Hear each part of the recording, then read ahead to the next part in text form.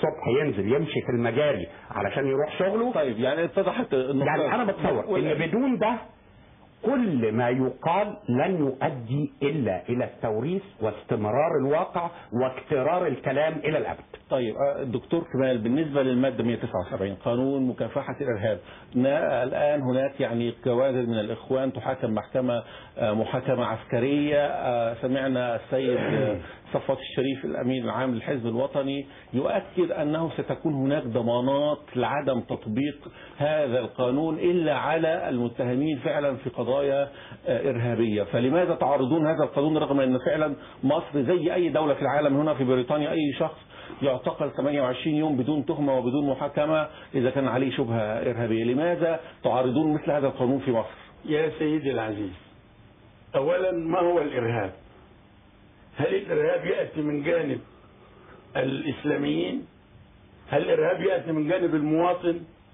أم أن السلطة التي لديها هيمنة كاملة على الموارد وعلى الإعلام وعلى الاقتصاد وعلى السياحة؟ بالله عليك، انت لما السلطة تبيع مصنع حلوان أسمنت بمبلغ زهيد والذي يشتريه يبيعه بمكسب بليون جنيه بعد 7 أشهر. طب بس خلينا في المادة 179 أرجوك. أيوة، ما أنا بقول لك يعني لماذا تعرضون قانون مكافحة الإرهاب؟ الإرهاب موجود، مصر معرضة ومهددة بالإرهاب وتحتاج قانون معرضة للإرهاب. ما أنا بقول لازم الأول من تحديد معنى الإرهاب، وده لم يحدده حتى في أمريكا ولا الأمم المتحدة. بس بغض النظر الإرهاب يحدث ثانيا في شرم الشيخ كيف تسمع الدولة عن مثل هذه الأعمال؟ لا ينبغي أن يكون الحزب الحاكم خصم ومشرع في نفس الوقت. بدون قوانين الإرهاب حولوا الإخوان للمحاكم العسكرية. والضابط الشريف الوحيد الذي ظهر من أسبوع يطارد الولاد اللي حبوا يغتصبوا البنت وقتلوه حولوا إلى محاكم عادية. كيف تشجع أنت؟ أين هو الإرهاب؟ هذا الإرهاب اللي قام به الولد بتاع السيارة واغتصب فتاة، كان يجب أن يكون هناك قضاء يحاكمه في نفس اليوم مع ضمانات كلها. هذا الإرهاب. يعني العدالة عليك أنت محمد بشر إرهابي، عصام العريان. نحن نتحدث عن القانون. أنا بكلمك. القانون ده عشان إيه؟ القانون ده عشان المادة الأخرى الخامسة حظر قيام أي حزب على أساس دي. ما حدش بيطالب بقى. طيب دعنا ناخذ معنا الدكتور منير فخري عبد النور. ايوه، انما لما تتهم اساتذه الجامعات سناخذ رايا اخر. اما تتهم اساتذه الجامعات بالتحرش الجنسي عشان تذلهم زي وتحاكمهم على قضايا زي يحيى الأزاز وغيره من الناس، ده مش ارهاب دوله؟ طيب الدكتور منير فخري عبد النور سكرتير عام حزب الوفد، اهلا بك وشكرا لمشاركتك.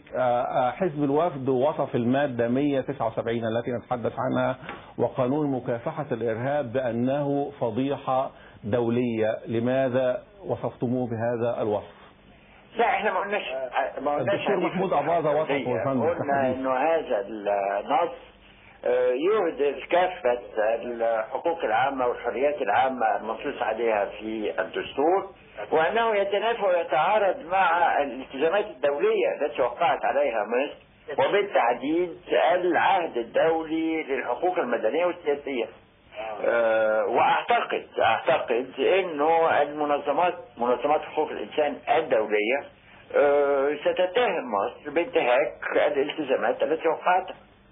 نعم، هو طبعا هذا الوصف جاء على لسان رئيس الحزب الدكتور محمود أباظة في حديث صحفي مؤخرا، ولكن على أي حال أنتم يعني وكل الأحزاب كنتم تطالبون بإلغاء حالة الطوارئ منذ 25 عاما، فهل يعني أنتم تعترضون أصلا على وجود قانون لمكافحة الإرهاب، ولا يعني أنتم تعترضون على أنه سيمس المواد الخاصة بالحريات في الدستور؟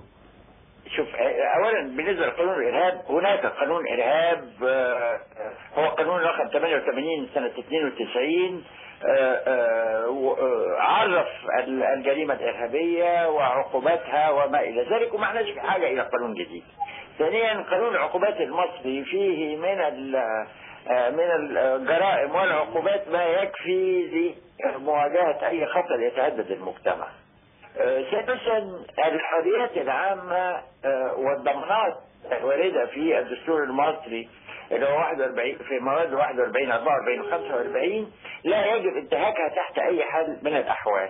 طبعا هناك دول انتهت نفس خطر الإرهاب واستطاعت أن تواجه هذا الخطر وتمنعه وفي الواقع تقضي عليه تماما دون انتهاك هذه الضمانات. هناك مثل ايطاليا، هناك مثل اسبانيا وما الى ذلك. فاعتقد انه مش هنخترع العجله من جديد. هناك امثله نستطيع ان نهتدي بها. طيب دكتور منير، يعني أنا عندي كثير من الأسئلة فأرجو أن تكون الإجابات مختصرة أرجوك. أنتم يعني عندما طرح مشروع التعديلات في البداية رئيس الحزب وافق عليها عندما طرحت للتصويت في مجلس الشعب. كان لازم نوافق عليها من حيث المبدأ، لأنه نحن نطالب بتعديل الدستور منذ عودة حزب الوفد للحياة السياسية أي منذ سنة 78. طيب. ونحن نطالب بزيادة السلطات الممنوحة لمجلس الشعب كي يستطيع أن يراقب أعمال السلطة التنفيذية ويسحب الثقة من الحكومة ويعدل مشروع الموازنة التي تتقدم بها الحكومة في بداية كل سنة مالية. كل ذلك نحن كنا نطالب به بأن 25 سنة. وعندما يتقدم رئيس الدولة بطلب تعديل الدستور ويذكر فيه على سبيل المثال المواطنة التي نفهمها أنها الوحدة الوطنية بمعناها الواسع بمعناها الاجتماعي والثقافي والديني وما إلى ذلك، لا يمكن إلا وأن نؤيد هذا المطلب. طيب دكتور اسمح لي أسألك يعني على موضوع المعارضة. طبيعي أن نقبل من حيث المبدأ هذه التعديلات. وعلى فكرة سلكنا بالضبط نفس المسلك 2005 عندما تقدم السيد رئيس الجمهورية باقتراح تعديل المادة 76 من الدستور. إنما عندما تمت صياغة هذه المادة وفرغت من مضمونها رفضناها. فأعتقد إن احنا بنمر بالضبط بنفس المرحلة اللي مرينا بيها سنة 2005. طيب دكتور منير أرجو إجابة سريعة لأنه معنا دكتور كمال الهلباوي وكنا نتحدث قبل أن تنضم إلينا حضرتك عن موضوع الدين والدولة والعمل السياسي على أساس ديني ونريد يعني أن نشركه في هذا الحوار، ولكن أريد منك أن يعني تجيب بسرعة. هل يعني أنتم حزب الوفد استضاف المؤتمر الصحفي الذي ضم الإخوان حزب الكرامة وحزب التجمع والمستقلين؟ هل هناك يعني فعلا جبهة حقيقية من المعارضة تكونت أم أن هذا يعني مجرد زواج عرفي كما قالوا؟ يعني هناك جبهة تكونت. نعم. لكل حزب من هذه الأحزاب أسباب رفضها للتعديلات الدستورية.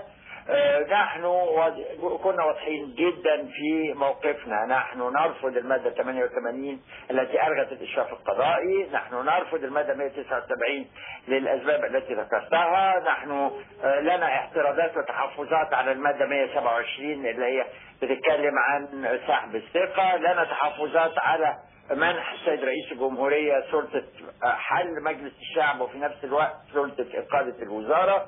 هذه هي تحفظاتنا. ولكنكم تؤيدون انه الكرامة له تحفظات بالنسبة للمواد الاشتراكية التي ألغيت في الدستور. هتجد ونحن نوافق على إلغاء هذه المواد لأنه إقرار لواقع. هتجد انه كتلة الإخوان المسلمين لها تحفظات فيما يخص المادة الأولى من الدستور. نعم.